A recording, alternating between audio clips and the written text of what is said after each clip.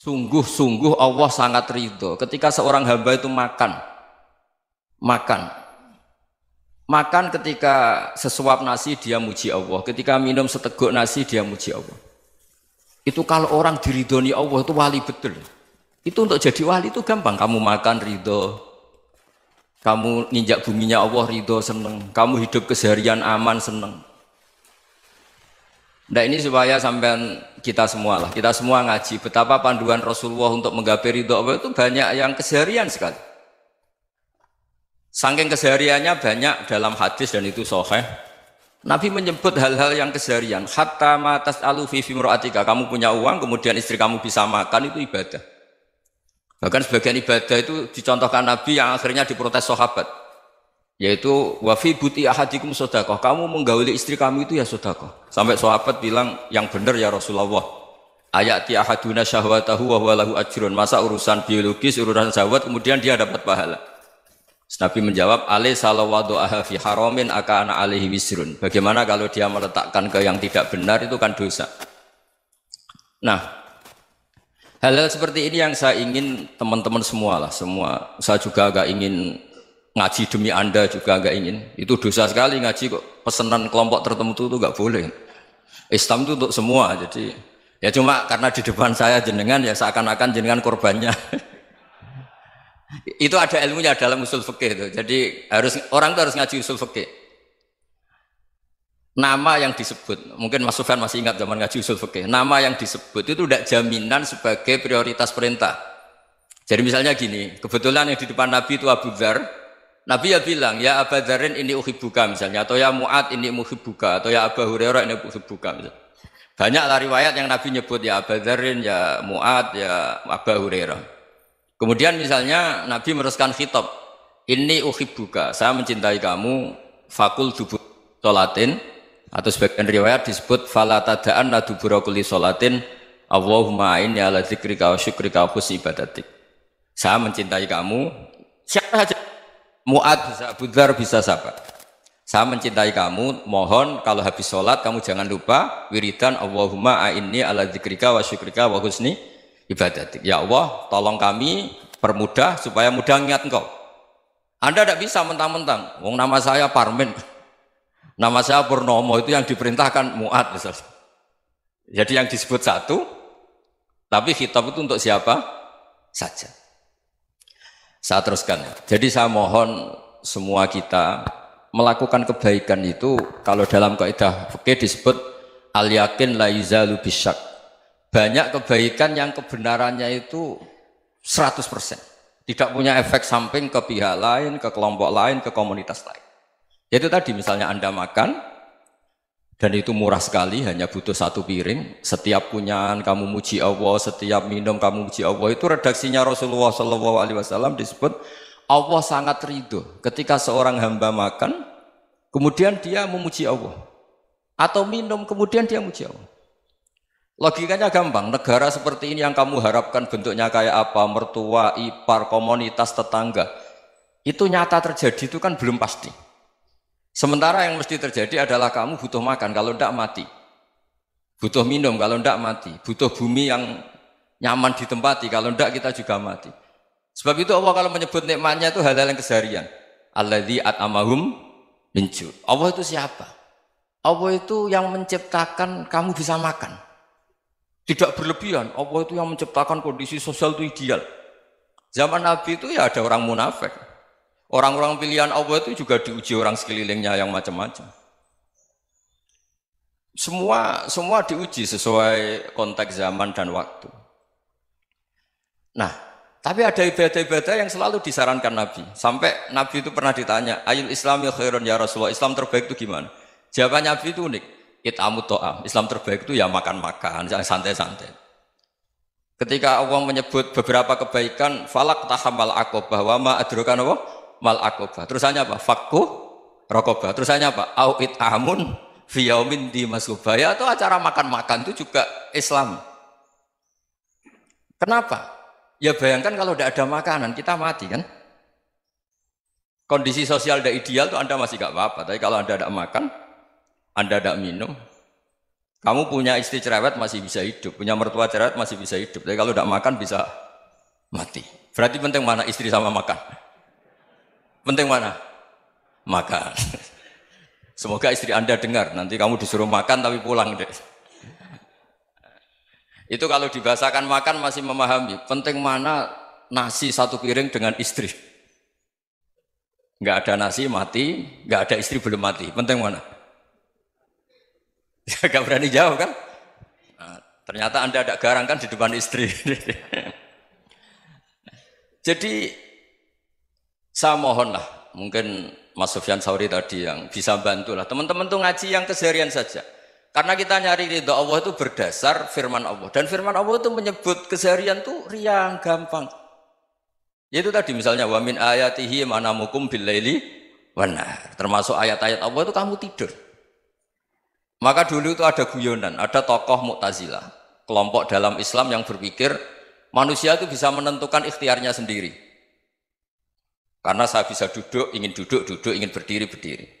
Karena kelompok ini nggak terima kalau semua kehendak Allah, nanti bagaimana kalau semua kehendak Allah kok ada hisab ya, ada sanksi. Lucunya itu, dia akhirnya, ini cerita ya, mencintai seorang perempuan, cantik sekali. Dan itu dia menjadi ahli sunnah itu oleh hal-hal yang sepele. Karena istrinya cantik, ya namanya suami istri itu hubungan intim. Terus ditanya, Mas, masih ingin lagi? Masih. Silahkan diulang lagi. Wah ya tidak bisa. Katanya manusia bisa menentukan yang diinginkan. Itu tobat itu. Itu nggak bisa ditobatkan Mas Sufyan Ats-Tsauri. Orang cantik yang mudah nobatkan orang itu orang cantik. Segampang itu. Akhirnya kita tahu, makanya kalau dalam kitab Hikam itu disebut al-aqil mayyakul madza yaf'alu wa hubi wal ghafil mayyakul madza af'al. Orang yang punya akal karena sadar ini wilayah Allah, semua milik Tuhan. Itu dia tiap hari berpikir, besok Allah akan melakukan apa terhadap dunia ini. Kamu merencanakan suatu mau plesir, ternyata gempa. Mau wisata ke Rusia, ternyata perang. Kamu tidak pernah tahu apa yang akan terjadi besok. Wa ma tadri nafsum madza taksibu ghadan. Tapi anda semua kita ini sering punya jadwal permanen. Makanya saya kalau diundang siapa saja, sana takdir. Yang jelas Gus ini acara penting. Ya masih acara penting nak pangeran ngersakno piye? Kok ape dadi pangeran? Kamu kok mau jadi Tuhan? Itu kadang ya kiai. Penting Gus acara ini jenengan harus memastikan bisa. Loh kamu itu yang ngajarin tauhid, sesuatu itu biadillah kok bilang-bilang apa pasti. Kalau maksa terus tak tobatkan kamu kata saya. Ya kalau gitu Gus bilang insya Allah.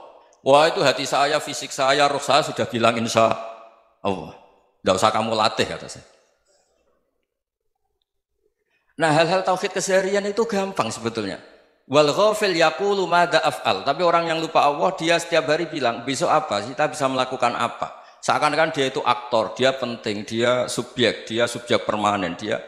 Padahal kita ini hanya objek kehendak Allah Subhanahu wa taala. Karena kita yakin sesuatu yang terjadi di alam raya ini kita tidak bisa apa-apa. Makanya saya sering ngaji, sering bilang saya, ketika Anda mensifati Allah, Dia yang menghidupkan. Sudah itu tanamkan sehingga ketika kita mati santai saja. Kenapa santai? Allah punya cara menghidupkan kita. Zaman kita hidup juga gak tahu caranya ngelola jantung, ngelola paru-paru. Kamu juga gak tahu ngelola oksigen yang tidak beracun, tidak mengandung polusi. Tahu-tahu hidup. Gak ingin tua ya tahu-tahu tua, gak ingin mati tahu-tahu mati. Selama ini kita hidup juga agak tahu apa sebetulnya. Hanya gaya tok, punya jadwal, punya planning. Kalau kamu bisa menentukan pilihan Anda, pasti Anda istrinya cantik, 4 neriman semua, qanaah semua. Nyatanya enggak kan? Ada 1 jelek, cerewet. Oh itu kan, nyatanya enggak bisa apa-apa Anda kan? Dan kamu bawa mati lagi. Itu kan istri Anda juga gitu, punya keinginan, punya suami yang ganteng, yang jabat, yang riman, yang enggak poligami. Ya enggak kesampaian juga. Kalau kita ngitung tingkat kegagalan kita itu gagal terus. Ya kan? Nah, terus ingat Allah. Madza yaf'alu wa bi. Orang yang punya akal selalu berpikir Allah itu menghendaki apa terhadap saya. Lalu sama-sama orang melihat orang yang serius. Itu kata Anda itu pemikir berat, serius. Senang punya tokoh yang merengut karena kamu anggap serius. Tapi sebagian orang anggap orang yang serius itu wong merengut, wong masam, wong muka kok ditekuk. Jadi sama Itu hati, ya muqallibal qulub tsabbit qalbi ala dini. Karena kita nggak tahu cara berpikir kita tentang orang lain, tentang sekeliling kita. Misalnya kita orang baik yang jenis ngrumat fakir miskin. Ada orang bangun masjid mewah itu janggal. Apa artinya masjid mewah kalau banyak orang kelaparan? Tapi kalau yang jenis pendidikan apa artinya masjid mewah kalau tidak bisa ngaji? Nanti yang jenis infrastruktur apa artinya ini kalau semuanya punya sudut pandang yang berbeda-beda. Dan Islam mengapresiasi semua kebaikan. Tapi katakan semua kebaikan itu adalah kehendak Allah Subhanahu wa taala. Karena apapun baik Anda itu pakai fasilitas yang diberikan oleh Allah Subhanahu wa taala. Sehingga ini yang disebut qulillah tsumadarhum fi khawdihim yal'abun. Ya kembali tadi ke tema-tema bahwa keseharian Anda ini sudah Islami. Saat Anda tidak bisa melakukan apa saja. Saya sering ada jenazah, biasanya kalau tetangga meninggal saya sering disuruh ngelepas. Saya bilang orang ini baik karena sering ngelamun di rumah, sering nganggur di rumah. Ditanya sama anaknya, kenapa Gus nganggur baik? Ya kalau dia nganggur artinya juga agak berbuat sesuatu yang maksiat kan? Ya kan? Orang nganggur di rumahnya ya tidak bunuh orang, tidak maling, tidak korupsi, ya namanya nganggur di rumah. Lah cuma istri cara pandang nganggur gak menghasilkan uang gitu. Tapi juga gak menghasilkan kriminal kan? Jadi sebenarnya Islam itu makanya kalau sampai ngaji usul fikih itu ada kitab usul fikih namanya Lubul Usul, itu terkenal sekali di pesantren itu. Itu kalau ngapresiasi keseharian itu luar biasa. Izma min mubahin illa wa yatahaqqaqu bihi tarku haramimma. Karena keseharian yang mubah saat Anda lakukan itu ada kehebatan yang luar biasa, yaitu meninggalkan haram. Makanya dulu banyak orang-orang alim ketemu temannya itu guyon sampai semalaman. Itu biasanya yang semangat Islam itu kiai kok tidak tahajud, kiai kok tidak witir. Orang yang sedang mapan uangnya banyak, malam itu tidak kelayaban itu sudah luar biasa. Melawan nafsu supaya tidak maksiat itu sudah luar biasa. Supaya lupa guyon sama temannya semalaman sampai subuh. Gejolak-gejolokan kenang zaman miskin, zaman kuliah nggak jelas, zaman apa. Melihatnya jangan tarkut tahajud. Seperti ini meninggalkan tahajud, tapi meninggalnya ini talkul muharramat. Jadi kayak apa hebatnya? Sehingga Imam Ghazali punya riwayat yang agak unik. Hatta takuna ibadatu akhiri hadil ummah iku an-naum. Sehingga suatu saat ibadah terbaik umat ini itu tidur. Itu kan riwayat kontroversi. Ketika Imam Ghazali ditanya, kenapa iya? Kenapa kamu mulai keluar dari rumah itu sudah banyak maksiat? Melihat perempuan yang enggak mahram, melihat fenomena. Tapi kalau kamu tidur itu enggak melihat apa-apa. Tapi juga kamu jangan menganggap tidur itu ibadah betul. Saatnya melakukan fardu ain malah masih tidur. Tapi itu sudut pandang yang menjadikan kita Islam itu gampang. Jadi saat Anda tidak bisa aktivitas apa-apa, misalnya ada beberapa orang yang lumpuh. Lumpuh itu memang nggak bisa Jumatan, nggak bisa ibadah, tapi dia juga nggak bisa maksiat. Tidur itu memang Anda saat itu tidak bisa tahajud, tidak bisa witir, tapi saat itu ada zina, ada maling, tidak gosipkan orang, tidak bully orang, tidak menanamkan kebencian, tidak hasud. Sehingga tidur menurut Allah Ta'ala wa min ayatihi manamukum billaili apa? Wan-nahar. Karena di tidur itu selain ada unsur istirahat, jaga kestamina, juga ada unsur meninggalkan beberapa keburukan. Nah saya mohon ibadah yang keseharian ini kita jaga. Supaya kita semua baca ayat itu fasih. Fasih itu tertanam di hati. Allah itu siapa?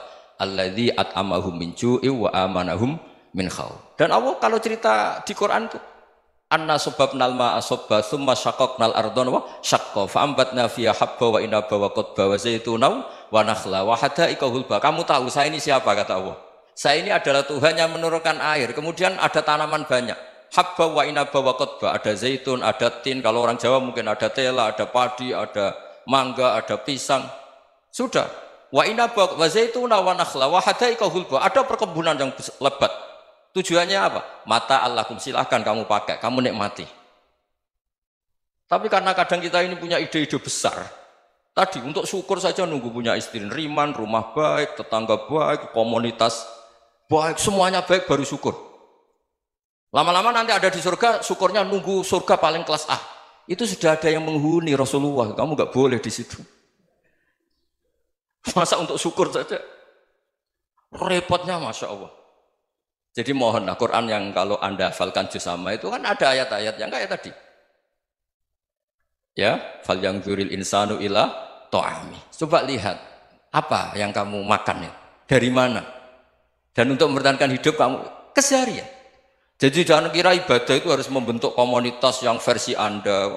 Ibadah itu harus yang hal yang mulu-mulu. Kesehariannya Anda alami. Loh ini saya tidak bikin-bikin. Saya ngaji bukan karena berdasar pesanan.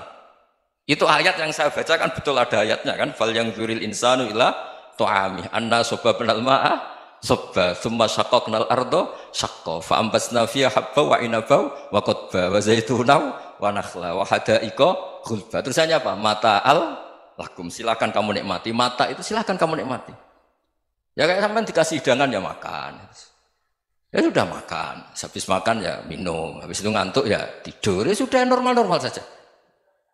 Kayak apa indahnya Islam? Tapi Anda mencari Islam yang gimana lagi?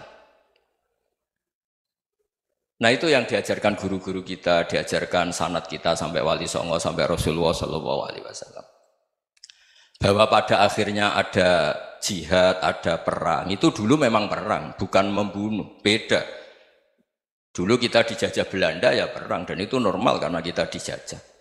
Jadi ketika orang lain ingin baik sama kita, wa in ahadum minal musyrikin astajaruka ya fajirhu hatta yasma'a kalam Allah. Kalau mereka ingin baik ya kita baik. Makanya ada istilah mustakman, mu'ahad. Kalau mereka ingin damai, berdampingan dengan kemajmukan ya itu yang lebih baik. Karena memang Islam menghormati proses perdamaian. Wa in janahu lis-salmi ya fajnah lah. Kalau ingin damai ya kita harus damai.